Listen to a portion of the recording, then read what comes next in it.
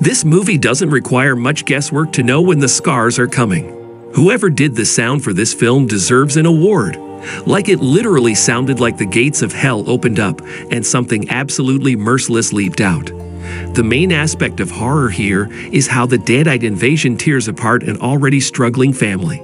You have to kill your own flesh and blood to save your life. Disturbing yet thrilling. I want to be honest with this movie because it deserves review. Complete the video to the end to know how wonderful this movie is. What's the story? In Evil Dead Rise, Ellie is a newly single mom living in a dilapidated apartment building with her 3 children, budding teen DJ Danny, activist Bridget, and young Cassie. After getting some alarming news, Ellie's errant sister, Beth, shows up unexpectedly. Not long after, an earthquake rocks the building, and Danny discovers an opening that leads to the old bank that stood on the site before the apartment building went up. He uncovers an old book and a few vinyl records. The book is filled with horrific images, and the records contain some kind of incantation that unleashes a horrible evil force. Soon Ellie is possessed and trying to kill her own family. It's up to Beth to protect her nieces and nephew from the unpredictable and chaotic force. I have a request.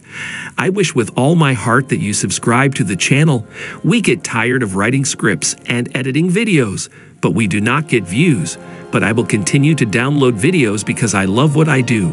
But if I subscribe to that channel, I will be very happy. The rise and rebirth of the Evil Dead franchise. So 42 years after the series began, a new Evil Dead film opened in theaters this month, bringing yet another entry into one of the oddest and most unique horror franchises in movie history, where a lot of horror franchises in the past, from Evil Dead's contemporaries like Halloween and Nightmare on Elm Street, to more relatively recent franchises like Saw and Paranormal Activity, almost immediately turned to pumping out new installments very quickly. Evil Dead has kind of stood apart, being spared the relentless schedule, mostly because the early films were more cult favorites than mainstream hits.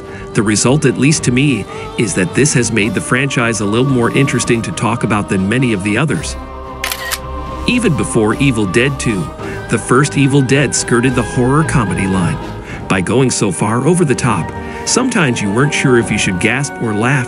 In fact, some of the movie's investors complained to Sam Raimi initially, but like the 2013 remake Evil Dead Rise, fully embraces its horror roots and mostly leaves comedy at the door.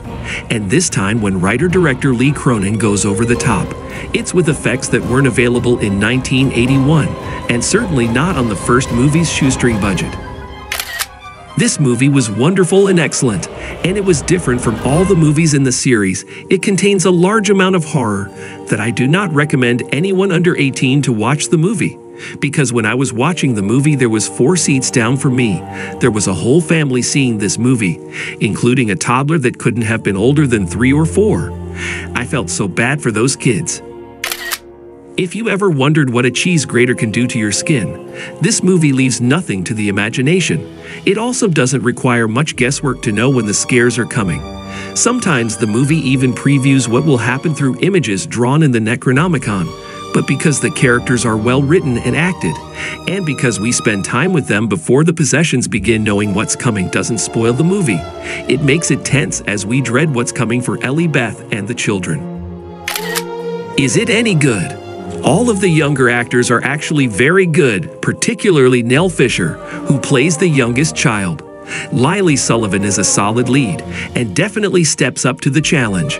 But we have to talk about Alyssa Sutherland, who plays the eventually possessed mother, because she is fantastic, and you can tell how much fun she had terrorizing everyone for this role. It's a very impressive and a very physically demanding performance. There is a lot for her to do here, from your pretty standard possession stuff to acting absolutely unhinged. And with all of this, there is a layer of dark humor that comes through in her performance as well. She is incredible. This 5th entry in the classic horror franchise unfortunately relies on kids in peril, but it ramps up the terror with its great use of creepy settings, potent characters, and extreme gore effects. Written and directed by Irish filmmaker Lee Cronin, of the creepy 2019 horror movie The Hole in the Ground, Evil Dead Rise starts confidently, with an excellent joke involving camera work and a teasing prologue.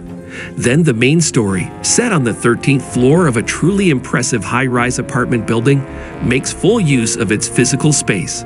Inside, the family apartment is cozy, full of art projects, but the hallways, elevators, and underground garage are all ominous, with stark, flickering lights and a sense of decay. Like how Scream 6 uses New York as a fresh backdrop for familiar Ghostface assaults, Rise translates signature D-die brutality to the claustrophobic confines of a boxy rental with just a few rooms. Instead of roads or bridges becoming unusable, the damaged buildings become a death trap of crumbled stairwells, broken elevators, and exposed wires that look like tree vines. That's clearly a nod at a recognizable possession from Evil Dead, Evil Dead 2, and Evil Dead 2013. I like how the demon is released or called in this movie. It comes about naturally, and it fits well with how the story has been established. I had the most beautiful dream. When this begins to happen, I wanted your bodies. I mean the sound design, that's spectacular. I mean in the theater that I was watching this in, I could hear the whispers and the screams as tortured and demonic noises would just like travel through the speakers. I mean, they would move from the back right to the front left, and then just creating this very believable illusion of movement. The sounds did this quite often throughout the movie, and Val helping us so there was nowhere to escape. Something else that was outstanding with the sound design is that the movie used silence in a very unnerving manner. I mean, silence would just abruptly quiet everything, and this helped to build a big sense of dread. I think that the most beautiful part when watching a movie is discussing the topic with other people. So tell me what you think about Evil Dead Rise. What did you like about the movie and what did you hate about the movie? And how much do you give the movie out of 10? I will tell you in my rate at the end of the video. Is it any weak?